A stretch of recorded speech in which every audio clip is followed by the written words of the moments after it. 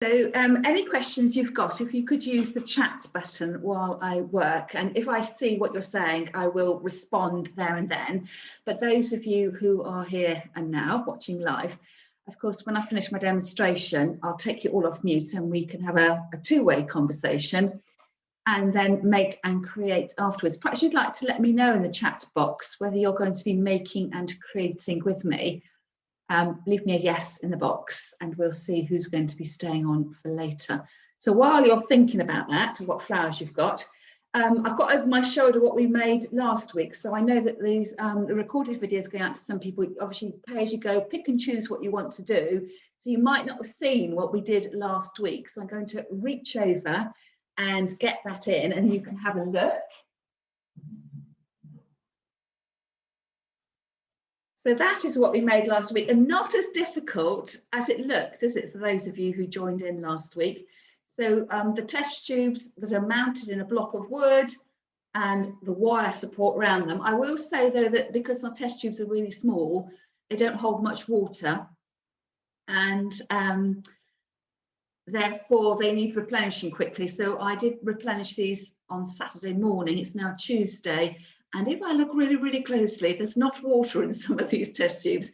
So after class today, I'll be whipping out these, filling up the tubes again, and then perhaps using some of the flowers I've got left over from today's project to refill. But I'm getting a lot of enjoyment out of that. I've got it sitting on my mantelpiece and then with a mirror behind it. So I can see that some of you are staying later and some aren't. So that's all fabulous. Okay.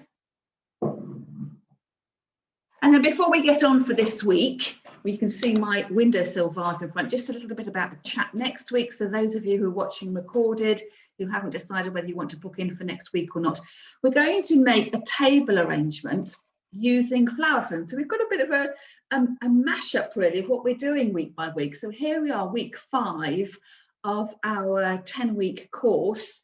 We're moving away slightly from the crafty elements that we did this time last year when we were all in lockdown. Of course, now we're making our way out. We're allowed to hug and meet now. So I hope you've been getting all your hugs that you wanted to get. So we're sort of bouncing around. The craft element's gone down a bit. There's more flower element, and we're sort of switching up week to week with eco flower arranging, green flower arranging, and also flower arranging with flower foam. So last week and this week we're not using flower foam, but next week we will be using flower foam, although there is the option to go foam free, but I won't be talking you through the foam free option. So we're going to be using, I've got this out of my workshop, it's actually got cobwebs on it. Perhaps I shouldn't have said because you might not have noticed on the video. So I'm going to be using a wreath form. So this is an Oasis base. And I just happen to have the one that is a smooth base. You can also get one that's encased in a proper plastic dish, and it has a little rim on the outside edge, which probably doesn't matter which one you use, whichever one you've got to hand. This one is a reasonably small one. I think it's 10 inches. Normally I go for a 12-inch, and they do get bigger and bigger. The bigger the wreath, the bigger the form that you use, the more materials you will need, and the smaller you use, the less materials you will need. I would say probably not any smaller than a 10-inch wreath, because the time you've added some greenery in, it sort of eats its way into the hole in the middle, and part of the design is wanting to keep the hole open. So the idea was, as summer is approaching, to embrace the summeriness, and I'm going to be buying lots of lemons and limes and going for a very citrusy flower arrangement I could put on my table, or whether I was being really, really fancy and had a huge metal prong, I could actually have it standing upright, weight and balance notwithstanding, because I don't want it toppling over. So I would say next week, you're looking at lush greenery, making sure if you're cutting from your garden, the greenery is hardened off and isn't going to flop over quickly. Perhaps flowers that have got like a really impactful look to them. Perhaps, and if I'm going for yellows with the oranges and limes in it, I might see if I can get some green carnations or some bright yellow gerbera, some really sort of distinct forms to give a really, really crisp look, and that's going to be a real contrast to what we're doing today. We're sort of going all romantic and tumbling out of the garden today, and next week it's going to be a little bit more polished, perhaps in look. So wreathing is your friend. You'll need a mix of greenery and a mix of flowers, and as I say, if you want to incorporate some fruit, make sure you add that to your shopping list for the weekend. So on with this week, I am going to be using my long hair, itching my nose, it falls out of my bun. I'm using a windowsill vase, so I'm hoping I haven't put you off and you think, I don't have a vase just like that, Julie. But what you could substitute is you could make it on a slightly smaller scale with a gravy boat, or perhaps a sort of window box trough you could use. Something that is going to hold water. And because I'm trying to go green to counterbalance what I'm doing next week and using the flower foam, I'm actually going to be arranging using chicken wire. So if you don't have chicken wire and you've got a block of flower foam at home, or soak your flower foam in the normal way and you put your flower foam inside. So I don't want to put you off having a great time with your arrangement. If you're thinking, oh, but Julie said we can't use flower foam this week. If you are happier using flower foam, go ahead and use it. But I'm just trying to embrace the trends that are going on at the moment, where we're trying to use less foam because it's a plastic and it's not very good for the environment, and also to embrace the flowers that we might have coming into season in our own gardens. So shall we get going? I'm going to move my creaky stool and just make sure that you can see me in the shot as I go across and lean over. And I'm going to first of all fill my container with water. So I will say I've only got a set amount of water because I don't want to go to the tap. So it may well be that when I finish my arrangement, I will need to top up again just to make sure that any stems I've put in at a strange angle are actually in water. That's the top cause of your flowers dying in your vase, is because your cotyledons haven't actually been in water. They've either misfired the vase totally, or they are hovering above the water, and especially after a few days when the flowers do take up the water. So I shall water first and then show you what I'm going to do with my chicken wire, and then I'll show you the array of flowers I've got. So I have got a mix of leftover bits and pieces from my regular Freddy's Flowers delivery. I've got some stems I've cut from my garden, and I've also got some stems that I bought from our local flower market. So I bought 4 mixed bunches of flowers at the weekend. It cost me £2 each. And they were very similar to those flowers that you get at the supermarket, where you get one of this, one of that, one of the other. So if you have been supermarket shopping, I'm going to show you that you don't need to have a garden full of flowers. You can just use what you can buy in the supermarket, but just arrange it in a slightly more creative way to create more of an impact and something more interesting and more exciting to do than your normal cut and plonk and just let it rest in a vase. So water first. Stool out of the way.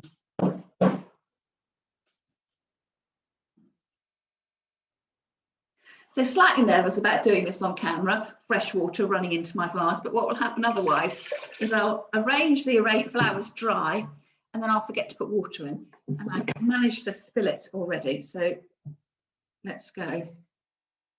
Oops.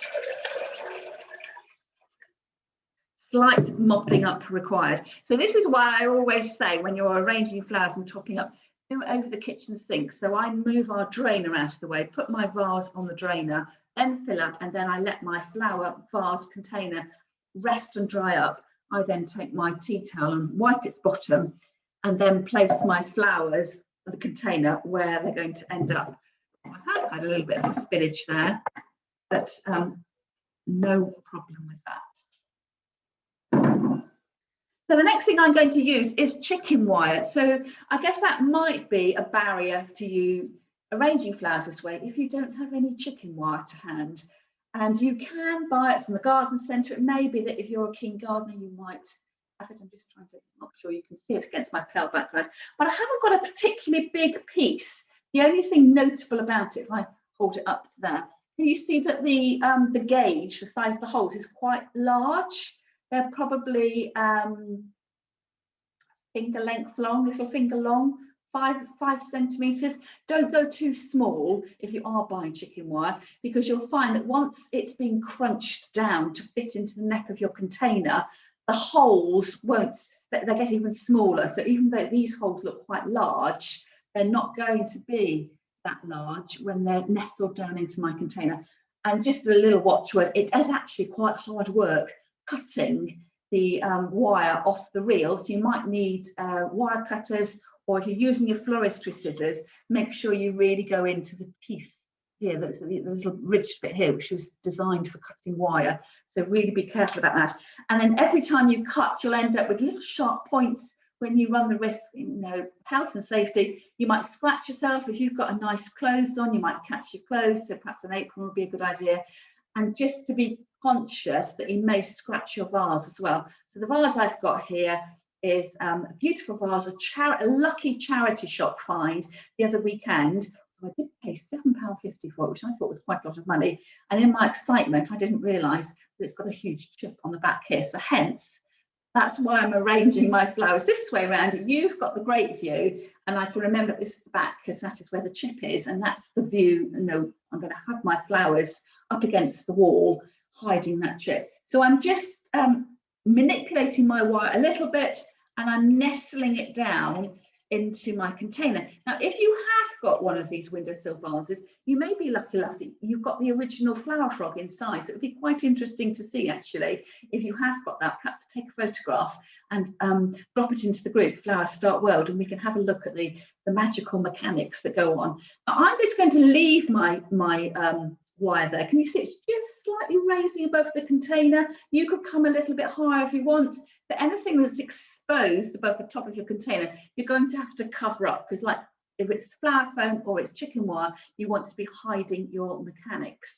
And you might think this is all a bit wobbly and a bit insecure. You might want to take some of your pot tape. So this is the tape you would normally fix your flower foam in place with, and run that over the top of the container. I'm not going to do that today, because I'm thinking, if I'm trying to be green and eco, do I really want a bit of tape to then have to throw away in the bin? So I'm going to try and not use it. But if you're more comfortable and confident using it, well, please go ahead and do it. It's not a competition to see, you know, how skillfully we can arrange flowers with just one bit of chicken wire and, you know, an old vase. So don't put yourself under pressure. If you feel it feels a bit unstable, you can always tape in place, and if you wanted to, you could even sort of wiggle your tape through the wire and hold it in place there, or just go straight over the top.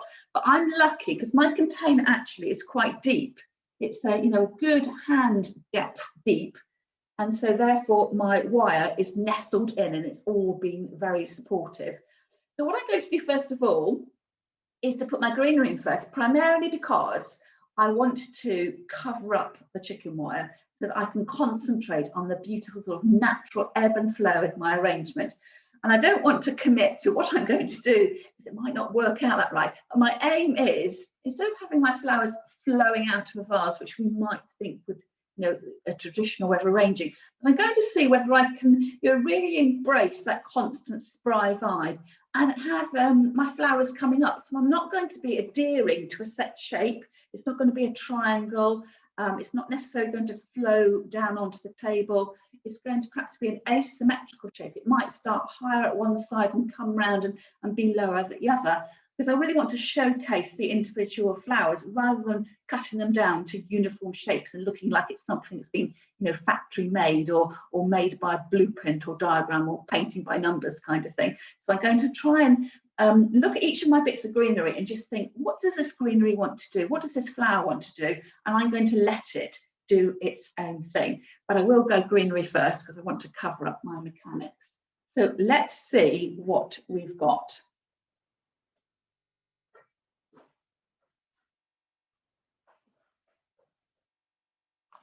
So I'm going to start off with Pittosporum, and this was from my last box of Freddie's flowers. I've got some stems that are very straight and some that are a little bit more, you know, a bit more wayward. So if we were making a very conventional flower arrangement, we might be looking for all the straight stems and trying to work with it. I'm going to try and set aside all that sort of neatness concern and go with the flow and try and work out what this piece of greenery is saying to me. So I quite like this curved piece here, but do I want it to stay on the same piece? I don't want it to be too heavy and thick, so I might trim off. There's a bit dead bit there, trimming that bit off.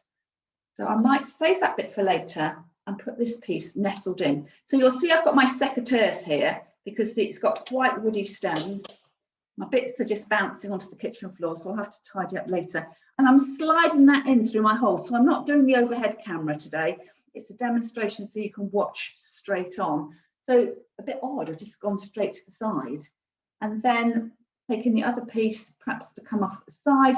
Now you will find, if I put that there, it's just resting naturally. So if you've got 1 or 2 stems in, they're not going to sit where you want them to sit. You're going to have a quantity of stems all interlocking before you can be absolutely confident things are staying in their place. And that's the beauty of flower foam, because once you slid your stem into the foam, it just stays. So my natural way of arranging, I think, would have been to have turned that over and to let that flow out of the vase. So I'm having a mild panic attack here because I'm thinking, actually, we're doing something different today. I want it to shoot up. And if you want to break your rules, break the rules. But if you feel happier having it flowing out, this is your, do what suits you and what you feel comfortable with. So I had a little bit of movement. That was actually pistache, that greenery, and this is the pittosporum. It's a bit straighter here.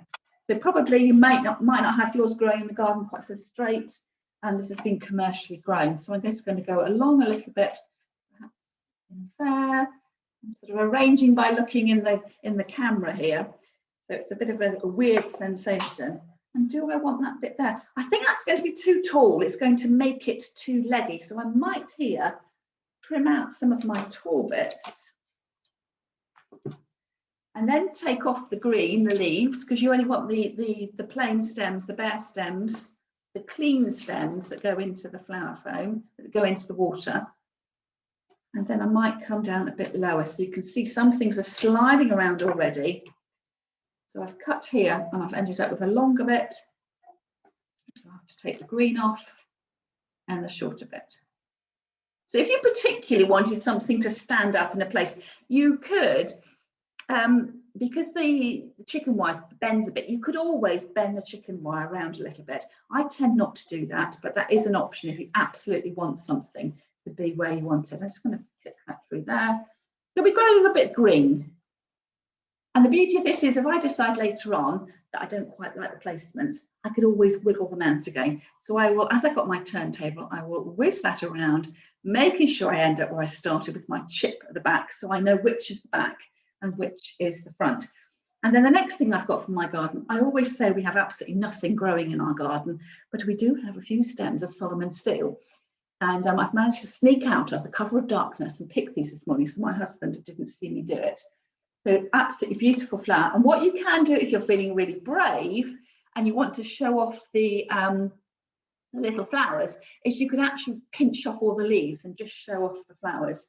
But I'm trying to keep it green. I'm trying to keep it natural. So I'm going to, well, naturally I would put it in that way so it's bent. But I'm thinking, well, how about trying to put it in the wrong way up and see what that does. So it's wiggling around a little bit. Do I like it there, or do I want it to go down? Not quite sure yet. I think that I might let him flow down.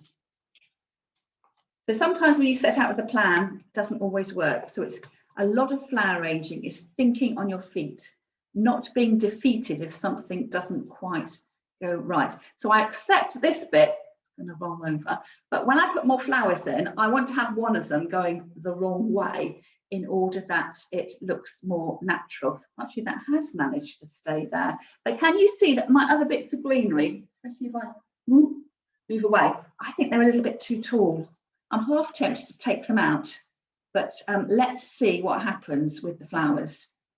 Stay, stay, stay. So the next thing I'm going to add in is lilacs. So I've shown you some lilacs before from my garden. And these always remind me of Constance Spry. I went to an exhibition years and years ago and bought one of her books. And it was just a full front cover full of lilacs. So it's absolutely fabulous. So I have got those off to the side. So they can be quite tricky to keep alive. So what I did this morning is I cut the stems And I split the stems open with my secateurs just to create a bit more surface area. Can you see it sort of?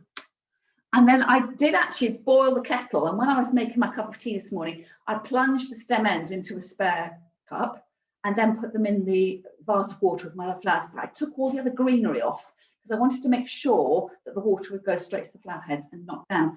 So this is what the Constance Spry thing is about. It's about making use of what you've got. And I think if I was arranging flowers in a more traditional way, the Constance Spry is ultra traditional, in a more conventional way perhaps, I would start to split these stems down and have one to one side and one to the other.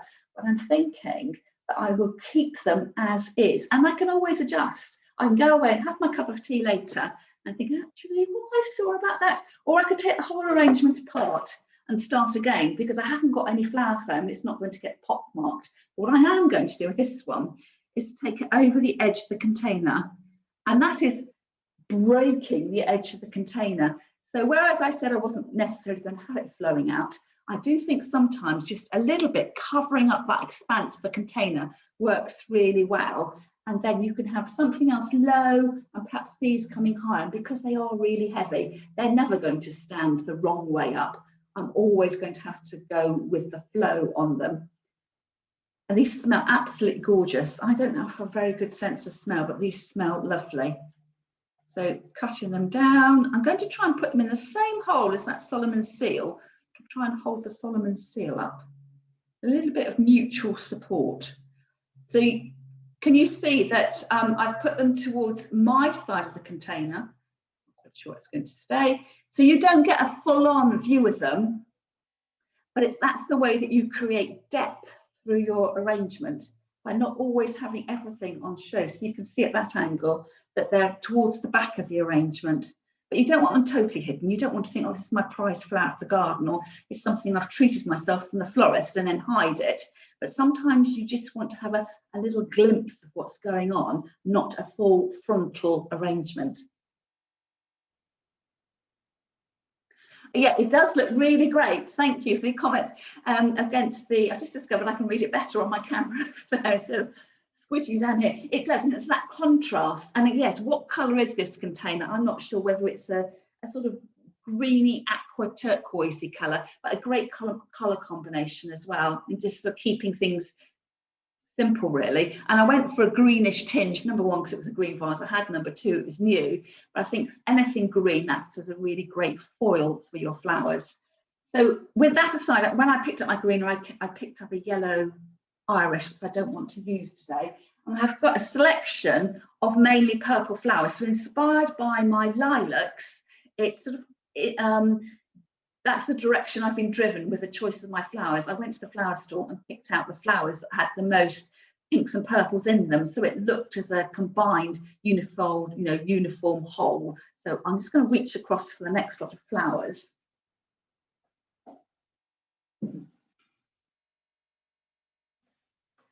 So when I bought my flowers, I then divided them all up. So I had these 4 bunches of flowers, and in order I can see what I've got, I sort of put some purples together, put pinks together, and I put the yellows and whites together, almost as if I had making a little flower shop at home, so I could just see what I've got. And then that way, it's sort of making it less complicated when I use my flowers, because I don't need to sort of see all the colours in the rainbow, because I've sort of edited out what I don't want to use. And one thing I might edit out are the 2 red gerbras. Number one, because they're such a bright scarlet colour, they do show up really well. I think they look too modern in the colour, so I'm not going to use them. I'm trying to embrace that countrified look, but perversely I've got it in pink, and I will use the pink, because to me the pink looks like a daisy. I know they're the same shape, but the fact the colour is just lending itself more to the natural look of my flowers. And I don't want, when you're looking at the whole arrangement, your eye to say, oh, I love those red gerbras, when I want the whole overall look to be one of Constance Spry inspired looks, like I've grown it from the garden. So I'm just going to tuck those out of the way. So having spoken about the gerbera, I'm going to use those first. So I happen to have 4 of them. 4 is always really a tricky number when you arrange, primarily because if you sort of put them in 2s, you either end up with 2 little eyes, 2 little ears, 2 little jazz hands. So you do need to be quite careful about it. But if you've got 4, use 4, or you could use 3 and put 1 in the bud vase. So again, try not to be too constrained by the rules. Just talk to your flowers and see what they tell you. So before I cut, I will measure up. Looks like I'm arranging behind a huge bush here. Let's get them at different heights. So I will take some photographs at the end and show you against a plain background what I have done. So I've cut them at different lengths, 1, 2. I might come really low with this one, so engaging it, bearing in mind where I'm going to see it. He's still misbehaving at the side there. And I might put my 4th one off to the edge there. So I'm trying to make my arrangement have a flattish back because I know it's going to go on my mantelpiece or on a shelf. So I don't want anything really spilling out at the back. But equally, I need to be mindful of the fact that if it's all front loaded, you run the risk that it's going to come so front heavy, it's going to topple over. So it's the combination of a nice sturdy vase, lots of water to weight it down, and just being slightly careful about my placements. Hence why I put the second piece of lilac, because it is quite visually heavy and actually heavy. It's kind of stabilizing things a little bit at the end. And then in my mixed bag of flowers, I've got 2 roses. These have opened up quite nicely because I bought them a couple of days ago. They've been sitting in water, and then I've got a choice there of whether I take off the guard petals or not. I'll just take one off to show you. But these are the petals that protect the growing flower. You can see it's sort of green veined. Sometimes I don't always take them off because I think they add a nice textural contrast to the flowers, but other times I do. And now I'm trying to decide where to cut it. I want it to sit down quite low. I know my vase is a hand high, so I can go a hand there. I think I'm going to cut it there, but I might have to discard the leaf because that's going to end up in water. I'm trying to not have my greenery in the water because that will start to rot and set the flowers off. They will start to decline. So you can see that's quite nice there. It's sort of resting its head above the container. I might pair that up. You can see that it's quite handy actually looking at the screen when you're arranging. You can see what you're doing. They're like doing an exercise class in front of a mirror. But of course, when you're working, you would have it on the table, you keep looking back, you twist it round and have a look. And if you are working on a turntable, I will say that when you do spin your flowers round, you will need to make sure that you've remembered which is the back and which is the front. It's obvious now because that does look like the back end. I'm conscious that you'll get a view of that every so often. So start to put the flowers in. And can you see now that the greenery I put in originally is becoming a bit more, it's not sort of the main key. The key here, the focus here is the flowers. And I'm tempted to take off the leaves of the Solomon seal so it's not quite so frilly around the edges, but we'll have to see. I'm not going to do anything too hastily until I finish because I can always adapt and tweak and cut things down at the end. But if I do it now and I think actually I prefer that bit of greenery there, it's going to be a bit too late. I'll just get rid of some of that green into my bucket. I think I've just squashed one of the red gerberas that I put in there for safekeeping. So next up is Lysianthus, and I think they always work really well with roses because they've got that rosette form. So although I've only got 2 roses, I can sort of continue on the look of the roses with a different flower. So I got this, a grouping here, and I could visually link it to the roses there. So it doesn't look, hopefully by the end, as if I've got one of this, one of that, and one of the other, because it will all look natural but sort of streamlined at the same time. So these Lysianthus are doing really well. Again, these are surplus stems from my Freddie's Flowers box. So they have lasted really well, but I'm conscious of the fact that these are well over a week old and I might need to do a bit of trimming.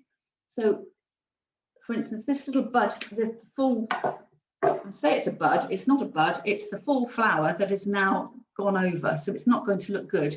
So I'm being picky, although my flowers are lasting quite well, I'm being picky. I only want the best flowers in here. So, a couple of these leaves are looking a bit worse for wear, so I can pull those away and then look at the flower and think, well, how am I going to place that in I could divide it up. So it's one stem, but I could go 1, 2, 3, 4. I could perhaps create 4 stems out of that. So I think that's what I'm going to do. Instead of just plonking it in one place and all those delicate flowers then look quite like a heavy group, I'm going to separate them out. And it helps me, you know, work with my flowers, and I can have a little bit of lisianthus all the way through as a sort of a continuity. So bringing them there. Kind of a couple of paler ones out on the edge. I'm not entirely sure you can catch it on the screen, but you will definitely be able to see these ones with the pinker stems in here. If I bring that round and across, and I've got a grouping of that, I'm going to put another one over here, just so it's got a bit of visual connection as well, so it's not on its own. In fact, I think that's too long there. I don't want too much stem showing. So it's the flower I want to see across the edge there. Can you see that down there? Last time it was sticking up like this. So it's cut really low, so it's close to the edge of the container. So the rose is still wobbling around because there's not enough greenery packed in there yet. So what I will need to do is this back edge is to pack down with some extra bits of greenery just to hold everything in place. Okay, and then I have got a couple of special elements in my mixed bunch from the market stall. Again, I'm not sure you can see that. It's Bouvardia. So this is a beautiful flower, and the buds look like little square dolly mixtures, and then they open up into a really simple star-shaped flower. So I want to make sure this gets noticed. So it's on a woody stem, quite easy to cut with scissors, and I'm going to make that, you know, in there at the centre, so that when you're admiring it, you know, looking in the mirror, looking at the flowers, you're going to see the good stuff. And I'm kind of relegating the gerbera and the lisianthus to just ordinary. Imagine that, ordinary flowers, because I want to make a show of the things that people might not be so familiar with. So just tucked down there at the bottom. So just get rid of my stems again. And we've got a couple more bits of the lisianthus at the back, and I'll spin that round so you can definitely see which is the front and which is the back now. I need greenery in there to cover the wire, but also to hold some of those stems in place. So next up, what are we going? I've got more purple next. And this purple includes loads and loads of chrysanthemums, which just happen to be in the bunch. And out of everything, it's probably the one thing I'm not going to use. So I'm just threading out the stems. And let me show you why I'm not going to use them. Just sort these out. Can you see when I hold that up? It's very similar in colour to the lilac, and it's the lilac because the lilac's got such a short season and the chrysanthemum is an all year round flower. I don't want it competing. I don't want you to think, oh, it's just a massive another purple frilly thing. I want you to say, isn't that amazing? Lilac's only there in bloom for 6 weeks, and I can have that any time of the year. So I'm going to put these to one side. Fortunately, because there's loads of them, they're quite inexpensive, and it's like I'm going to have a whole vase on its own with chrysanthemums. I'm going to set those to one side and see what other bits and pieces I've got in my mixed bunch. So I have some alstroemeria. So again, these were left over from the flowers, that my Freddie's flowers in the week. Quite a good flower. They've lasted really well, came in bloom, in bud, but they've got quite a lot of greenery in. And what I'm going to do is cut them really short. I've enjoyed them long in a vase, but I need something to fill out the back of my vase, and that's what I'm going to use. You probably can't see those, but when I'm standing looking at my flowers, I will be able to see them, and they're filling out their sort of section of the vase, but they're quite low lying, so they're not competing with my open shape, but they are filling out the back of the vase there, and that's going to give me the confidence now that when I turn this Solomon's seal the other way around, that it stands up, because there's just a bit more weight there. I wonder where I can get that one to stand up too. Perhaps we should have a go with that. I'm just standing up. So again, I'll sort of come out of the way. You might need to work on those a little bit more. So what else have I got in my vase? I've got some stems of snapdragon. These are probably on their last legs. You can see as they grow towards the light a little bit and their heads do nod. So I'm just going to tuck them down low to fill in the gap, but also I will keep an eye on them because I don't want them detracting from the overall arrangement. That if it looks as if it's dying, it's not so pleasing to the eye, and I need to remove those. I will say that is bothering me, so I will need to, perhaps during the make and create afterwards, I shall fiddle a bit more. And then lovely flowers. We've got the Michaelmas daisy. Again, this is quite useful as a filler flower. I might take off some of the side shoots. They can go into my bud vase. And do I want to keep it high? What do you reckon? Shall I go high there or cut it down low? The thing is, if you cut everything down low, you've got a very low arrangement. So you do need some high points and some low points. One thing I am going to keep high is this lovely Veronica. Again, it's just that one stem, very similar to the supermarket bunches of a one stem. So where do I put it? You know, and it's worth looking and holding things up and saying, where do I want it to go so I see it? I think probably here it's going to be a bit too sticky outy, but perhaps along here, they just add a bit of sort of silhouetting against the, and you see it's practically an upright because I've started to get that quantity of stems in the bottom. And then I have some trachelium, which is a sort of purple cow parsley. It's not cow parsley at all, but if you want to sort of position it in your mind what it is. It's purple, so it's going to be a dark colour, it's going to be recessive. So I'm not entirely sure when I put this in, you'll actually see it, but I might cut off the bigger flower and bury that down. So it becomes like a little bit of ground cover. In order that I could then put in the 3 more dainty stem ends, I'm just going to cut that off there. I've got a sort of sticky up bit, so now it's all nice and smooth. Recut the stem, and because I've got the trachelium at the base, I could then have the trachelium coming up from it. So it's sort of got a visual connection. What's happening on the outer edge is happening down into the centre as well. And then the other flowers I've got are the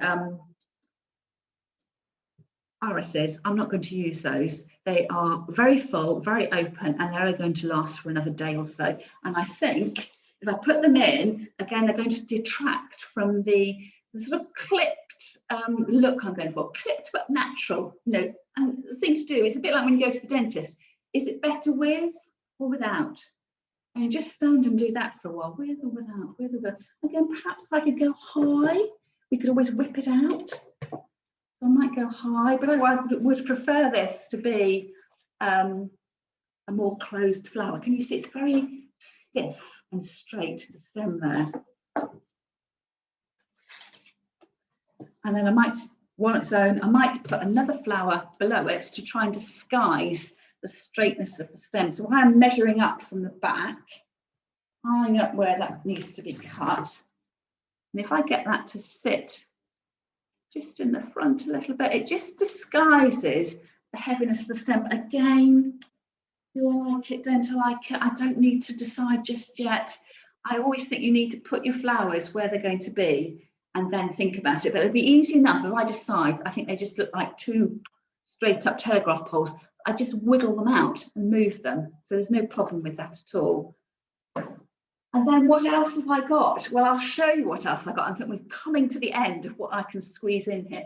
I'll show you perhaps what I'm not going to use first out of my mixed bunch. And these are the whites. I've got whites and yellows. So again, we've talked about the yellow iris.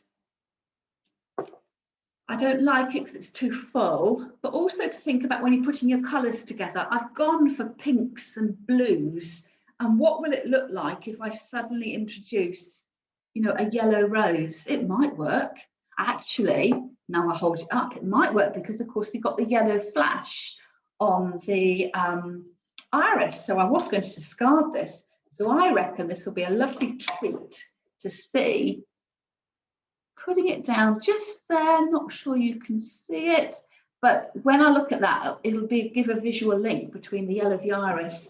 But what probably I'm not going to put in are my white gerbras, because I think it's just going to be a bit too white and bright when I have tried to go sort of a little bit muted. So that's one thing I will leave out. And then the other thing I've got is lots and lots of sea lavender. So it's nice and wispy, and whether I feel I need anything to lighten the solidity of all the other flowers I've got. So let's have a look at that. I'll just get rid of this rubbish.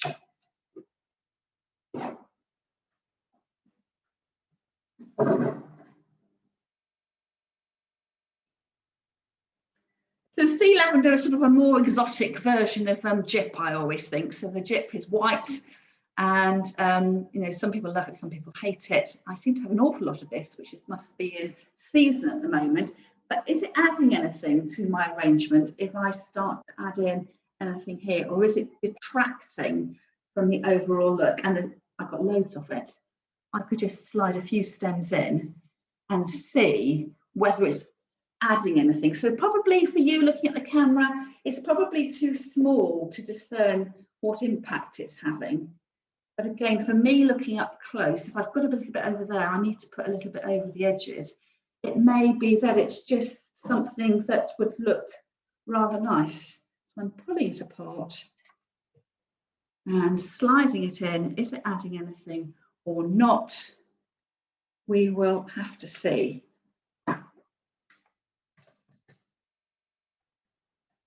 Okay, so I'm going to have a little bit of a sneaky look from my end, and while I do that, I will move my rubbish away. Still not quite sure about the Solomon Sea. I'm tempted to pull a few of the leaves off just to make it look slightly less congested. Perhaps not all of them, but just one or two. Just so you can show off. It's sort of this very exotic spring flower in a very ordinary British garden. Perhaps, yes, I think that looks better. And one thing I'm going to do, I've got a piece of green right up in the middle coming across that gerbra's head.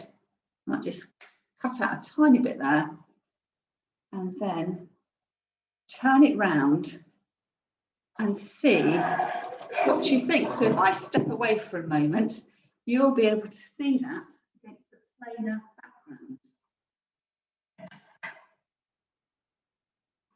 So what I'll do is I will put a photograph when I've positioned that in. I think it looked really great against the grey walls of my living room, my front room, and then you'll be able to have a really good look at it. So what we're trying to do here, if you're looking at basic elements and principles of flower arranging, you can see that big rose there, my focal flower. So that's what I think probably your eye is drawn to first.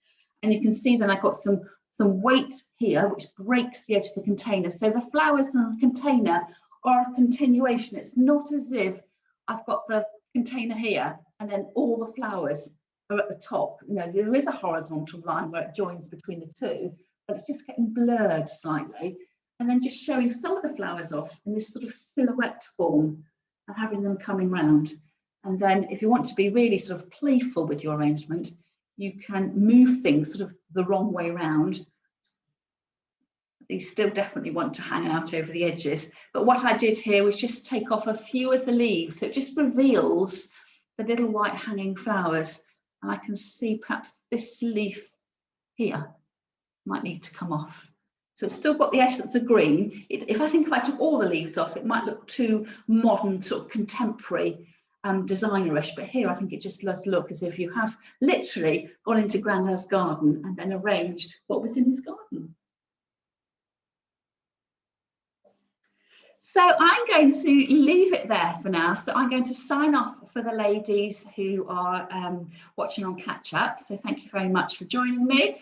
And perhaps one day you'll be able to join live, and then you'll be able to join into the Q&A that we have afterwards. And that's the bit that I don't record, just to respect the privacy of the ladies that have joined live. So I will say goodbye for now. And for the ladies on catch up, I will see you next week. And for the ladies that are still here, we will have a little chance to chat about the arrangement, talk about any issue, you know, what you would have done, what you would have changed, and how I can help you, depending on the flowers that you've got with you today. So I shall say goodbye.